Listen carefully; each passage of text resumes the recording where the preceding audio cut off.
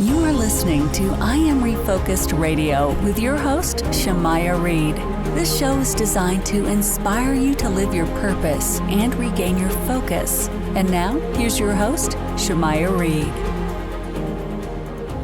Hey, welcome to I Am Refocused Radio. Man, we are here once again, and we have another amazing show today. Man, we're going to talk to someone that's going to help us learn a little bit more about OCD treatment and just, man, the mindset. We all need that healthy, positive mindset and overcome those barriers that just drain us. So, man, our guest for today is Zach Westerbeck, and he has an amazing website you can check out at zachwesterbeck.com.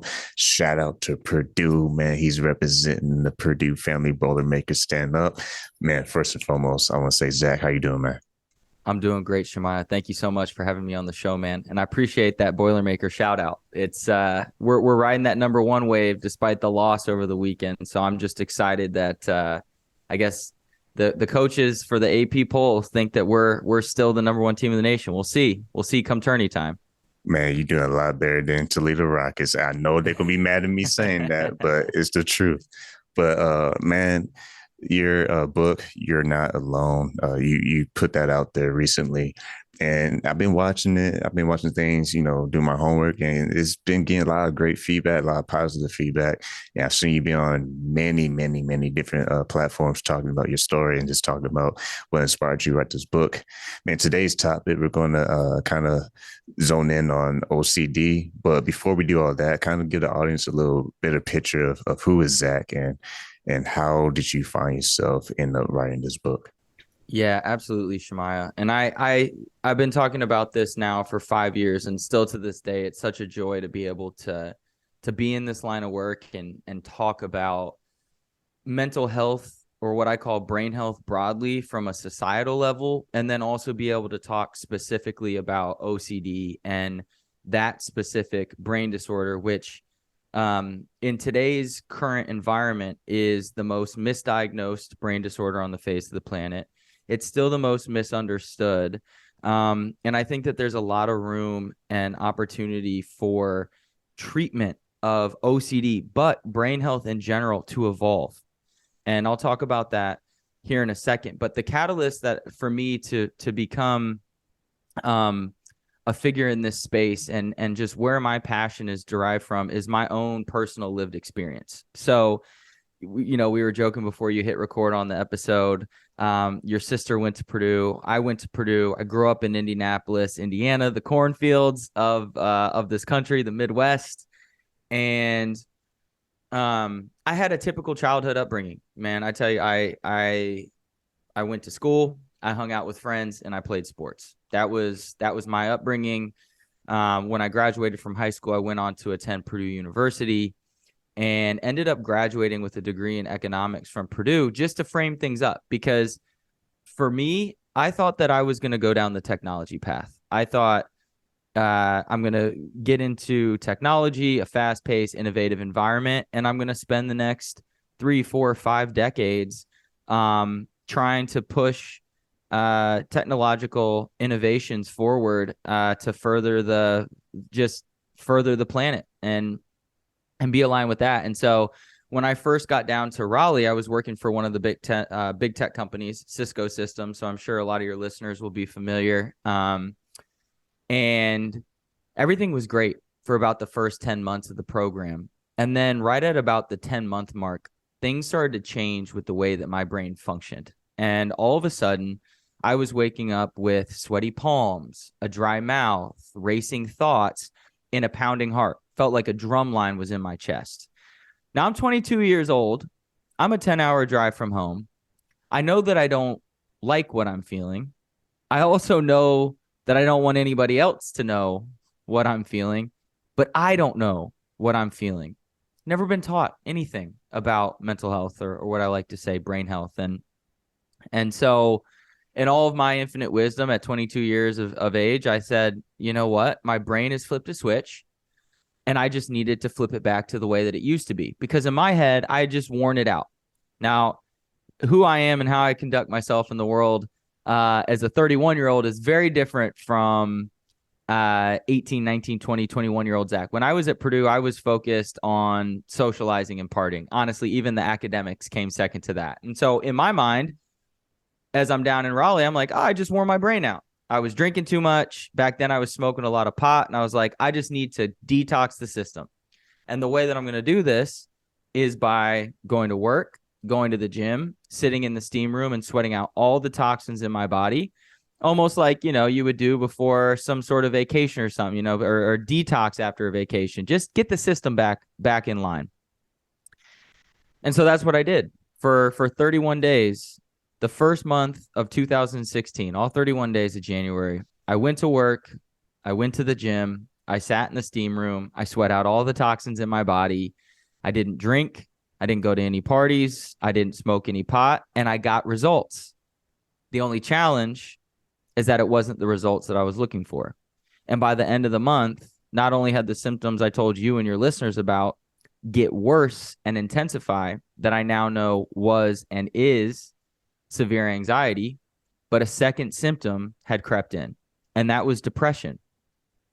Now, up until that point, I had never experienced depression, and nor could I label it and know what it was that I was feeling. And the scariest part about the whole thing, Shemaiah, was that I had a plan, right? I went into 2016 with a plan, the way that somebody would go in and detox their body to feel better and get prepared.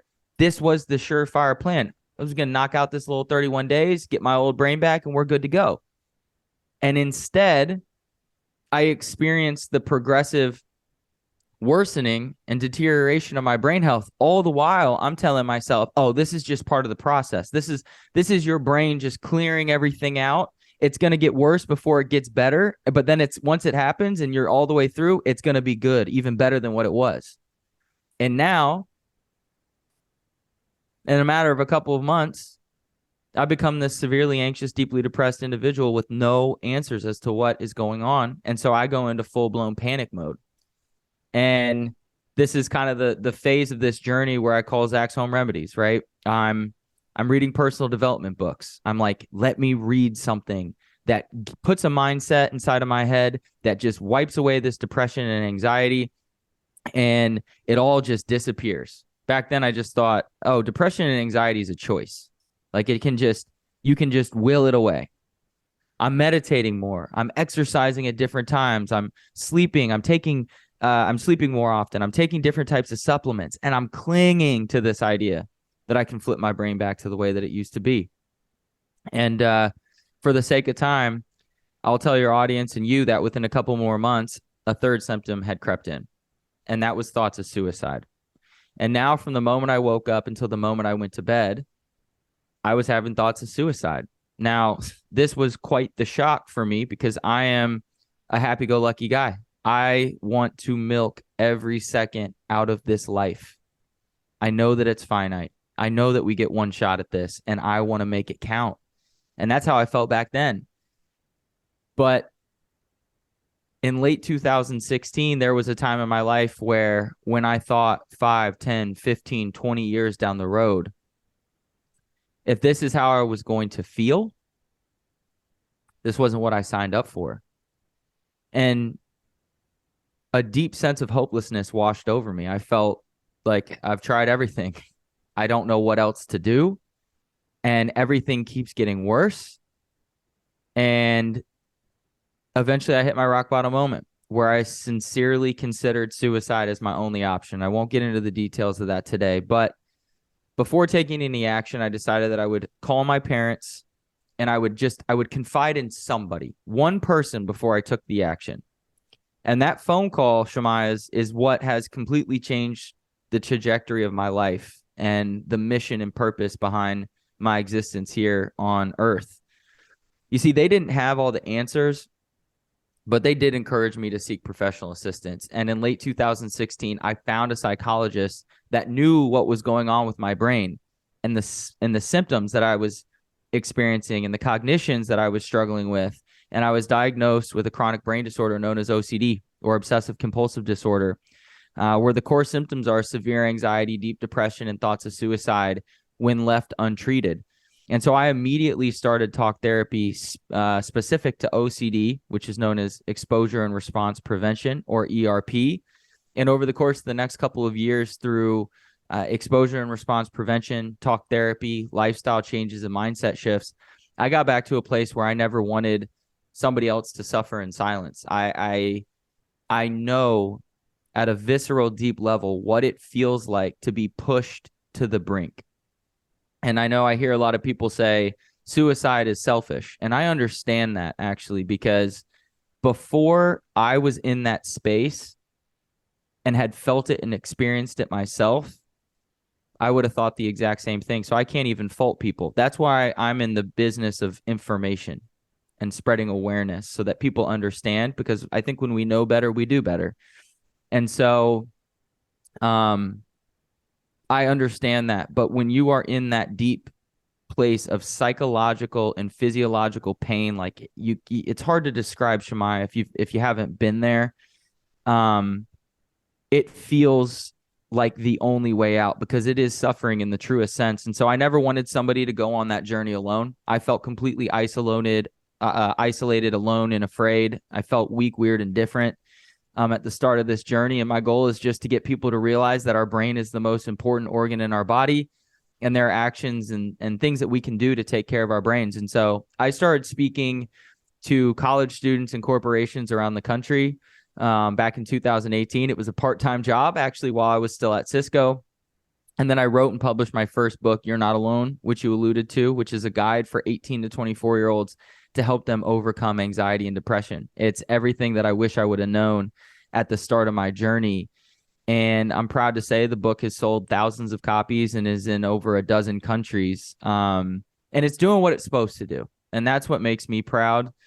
There's not a week that goes by that I don't get a few messages from individuals who have read the book and taken something meaningful from it. I think that it's a valuable resource, and I wanted to my goal is to create low-cost resources in the space, because I think there's this belief system that mental health treatment can be expensive. And while certainly there is some truth to that, I think that there's an emerging part of this market where people like myself and others, other friends of mine in the space, are creating low-cost resources so that we can break down barriers, both with the stigma and with the access to resources, so that more people can take care of their brains. Because I think when we do that, Shemaiah, we evolve as a society. So I got to say, man, I get so excited to be on these podcasts. I'm just beyond grateful to be just in this space, one of the voices in it, just trying to move the culture forward. And I just feel every day I'm just blessed. I still live with OCD every day. I've learned how to meet my brain where it's at. I have a toolbox that I tap into every single day. I'm not a victim. I'm a victor. I don't look at myself as lesser than anybody. And yeah, I'm just proud of the mental health community. And I really appreciate people like you for holding space for us to talk about these important topics.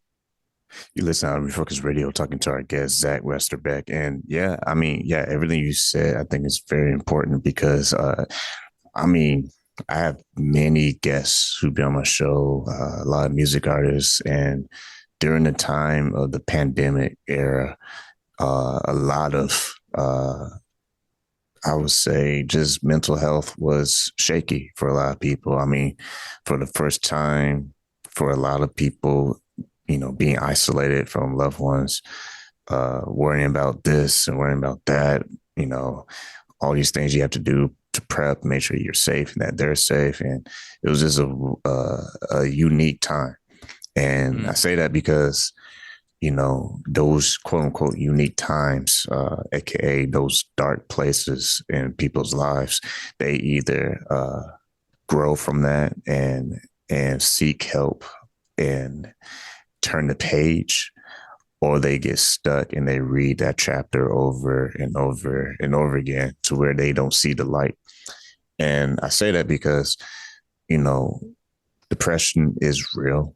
And I think sometimes it can be looked at as taboo, like, oh, you're not supposed to be depressed. You're supposed to be strong, especially if you have resources of two parents at the home, or, all these other additional resources that people might look at from the outside and say, well, why are you depressed? Like, you look like your life is perfect and you have the, quote unquote American dream. What's some of the things you try to illustrate to those on the outside looking in to help them understand more that depression can hit anyone and doesn't just hit, certain type of people?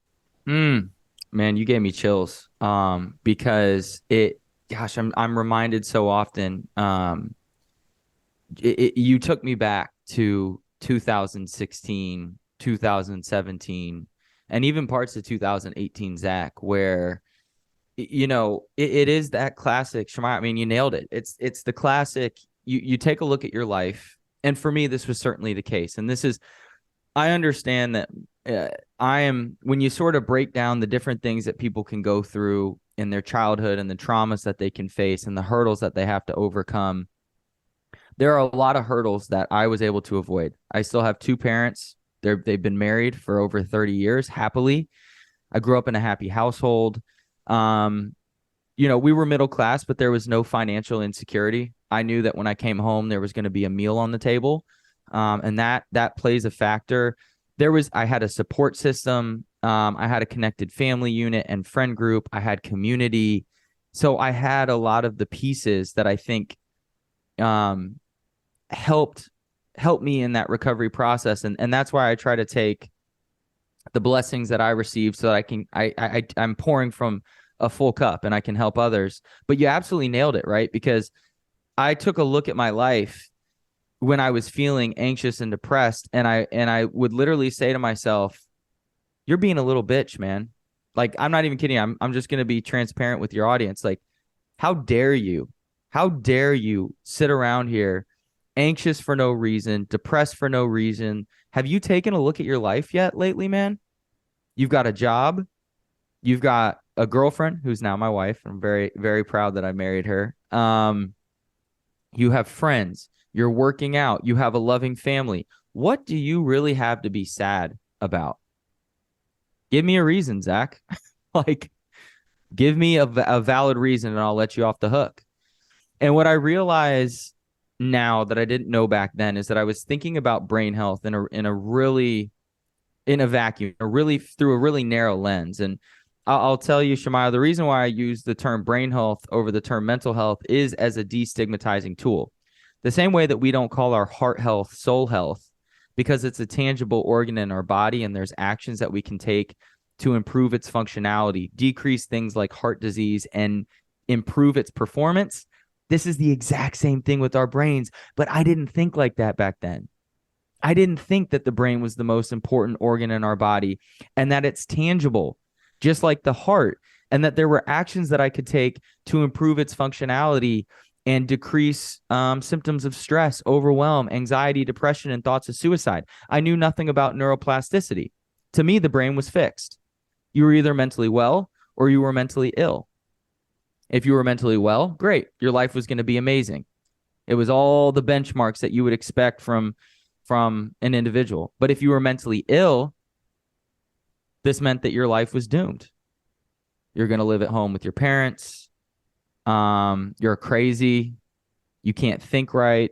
It was all of the stigma, man, all of that. And so you could imagine when I left the psychologist's office with a chronic brain disorder diagnosis.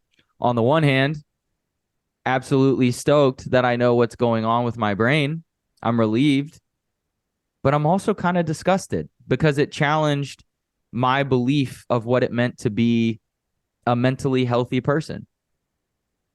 I was, quote unquote, at the start, I was one of those people now. I was somebody who had to go to the psychologist's office. So I had all the stigma. I always want to make that clear. I had all of that stigma. But what I've learned through my journey is that I was thinking about brain health through a really narrow lens. And the reality is that every single human being, you, me, every single person that listens to your show, we all sit on a brain health continuum, and we fluctuate on this brain health continuum based on different factors in our lives, like our genetics, like the significant events of life. You brought up the pandemic. That's a significant event. And the ripple effect of everything that comes with that. And then the daily stresses of life.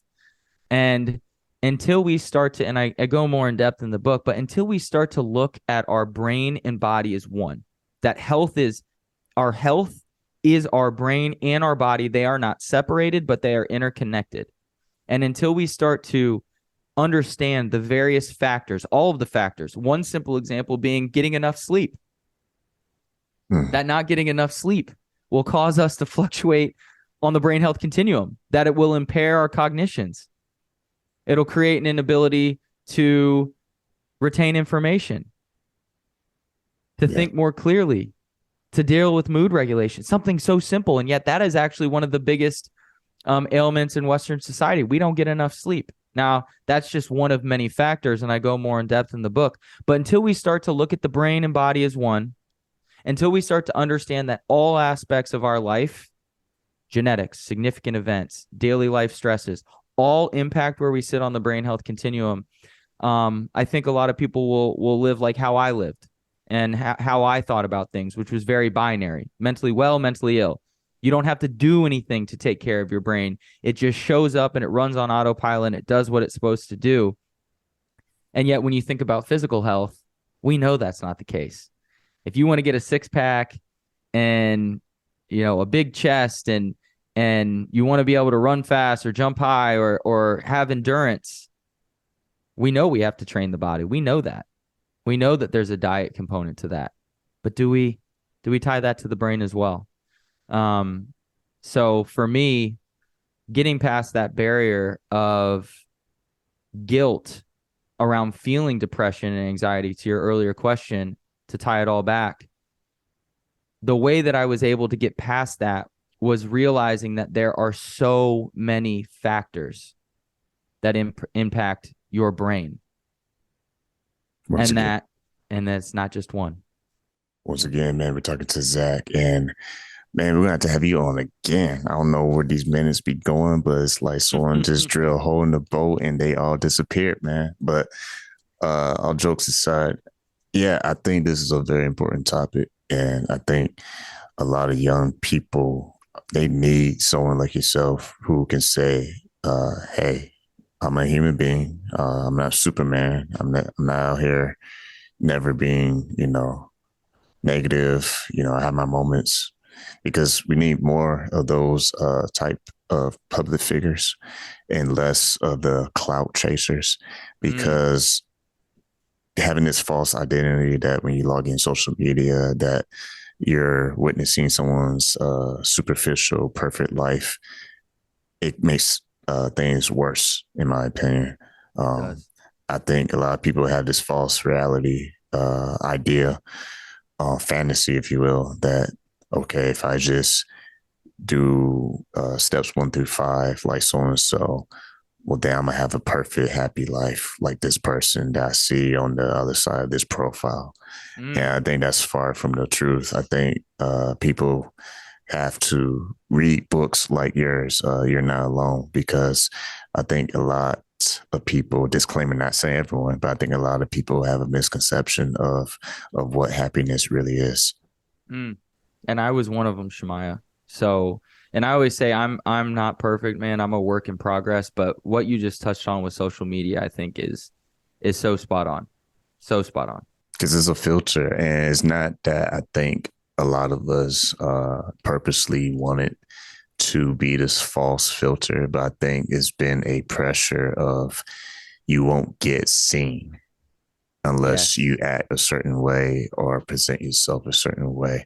And I think people are starting to realize now we kind of want to see the real people who actually do struggle or have challenges and be vulnerable enough to show the world, your story versus the one you want me to believe through your filters. And when we take away those filters, that's the only way we can see the real person.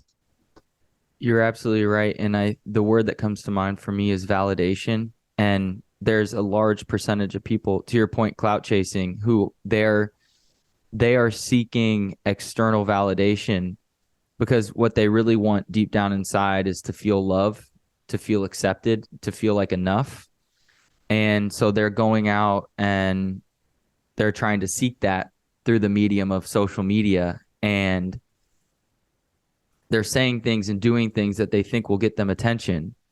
And for me, this is just my journey and my truth. So I'm not saying that this is the only way to think, but this has worked for me, is going through this transition. Being rocked to my core was the catalyst to realizing that happiness is something that has to be cultivated. For me, again, has had to have been cultivated from the inside, and learning how to self-validate and be proud of myself and tell myself through my actions that I am enough. And so I think that you bring up a really, really good point with social media. And there's actually a linear correlation between time spent on social media and the likelihood that somebody experiences the onset of anxiety and depression. And I think it's because it doesn't matter how mentally fit and sound you are. Our brains, we just compare. And it's inevitable. So unless you are very intentional with how you engage with social media, I think that that's the inevitability. So I think you bring up a really good point, and I appreciate you sharing that. And I talk about that a little bit in the book too. Once again, you get this book. It's out everywhere. You're Not Alone by Zach Westerbeck. You can go to zachwesterbeck.com. And like I said, the minutes just was like vapor on this show. It just kind of poof. But maybe have you back on if you have an event or something you do in the future. But great time talking to you, Zach. What's call to action outside getting your book that people can take to stay connected? Absolutely, man. I would say there's a lot that's going to be going on this year in terms of development, and a lot of free resources for the OCD community. And then I should say free and low cost resources for the OCD community and for the collegiate community, which I serve primarily at this point in time. And so if you're interested in engaging with me, follow me on Instagram or TikTok at Zach_Westerbeck. It's just my first and last name. So if you search my first and last name, it should pop up on Instagram and TikTok. Let's hang out there, get to know me, get to know my heart, so that I'm not just some random guy trying to talk at you, but trying to walk with you in your journey, just like I'm walking in mine. And then if you want to learn more about those resources, Shemaiah already touched on it. ZachWesterbeck.com is where you'll be able to find everything. There's going to be community. There's going to be, like I said, low-cost resources to get you on your path. And then there's the book. So keep your eyes peeled for that. And if there's anything I can do to help you and serve you, please do not hesitate to reach out.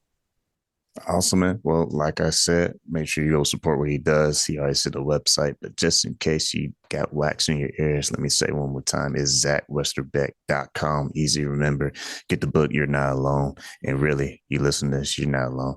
So share this with someone who may feel like they're alone, and make sure that they have the tools and resources to help better themselves. So once again, thanks, Zach, for taking time out of your schedule to talk to I'm Refocused Radio today. Thank you, Shemaiah. I appreciate you.